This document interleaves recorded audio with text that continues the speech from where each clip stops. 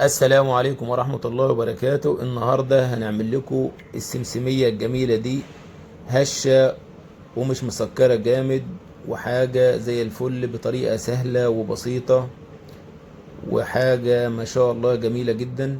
معانا 2 كيلو سمسم محمص، ومعانا نص كيلو سكر، ومعانا نص كيلو عسل جلوكوز، ومعانا 300 جرام مية. وزي ما عملنا قبل كده الفولية، هنحط المية في الحلة اللي هنعمل فيها الكراميل، وهنحط عليها السكر، وهنحط برضو العسل الجلوكوز، هنضيف كله على بعضه وهنرفعه على النار.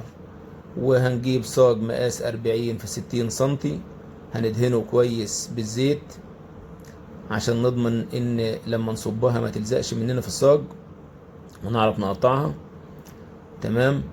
وهنجيب المردانة بتاعتنا اللي هنساوي بيها السمسمية، وهندهنها برضو زيت زي ما دهنا الصاج بالظبط عشان ما تلزقش معانا واحنا بنفرد.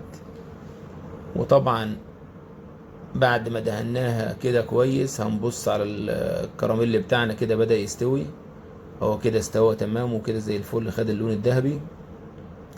هنبدأ نطلع السمسم بتاعنا من الفرن بعد ما سخناه، ومعانا الكراميل سخن والحلة سخنة، وهننزل كمية السمسم بتاعنا كلها مرة واحدة، وهنبدأ نقلب كويس لغاية ما كله يتجانس مع بعضه. وهنبقى حريصين في موضوع التقليب عشان الكراميل يبقى سخن جدا. وطبعا بعد ما يتجانس كله مع بعضه هنبدأ نحطه في الصاج بتاعنا بسرعة قبل ما يشد مننا. تمام.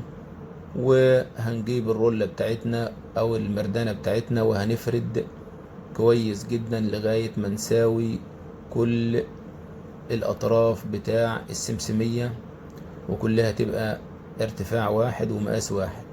وهنفضل رايحين جايين بالطول وبالعرض لغاية ما كله يبقى زي بعضه، كل حتة في الصاج تبقى ارتفاع واحد. وطبعا بعد ما شدت شوية كده وهي لسه دافية هنبدأ نقطعها بالسكينة. هنقطع طبعا العرض اللي احنا عايزينه زي ما انتم شايفين كده، حوالي 5 أو 6 سنتي. تمام. وبعد كده هنقطع بالطول حوالي 2 سنتي حسب الحجم اللي انت عايزه، عايز تخليها مربعة عايز تخليها مستطيلة. طبعا جبنا 2 منهم بعد ما شدتها، هنعمل عليهم تيست. حاجة ما شاء الله زي ما انتم شايفين كده.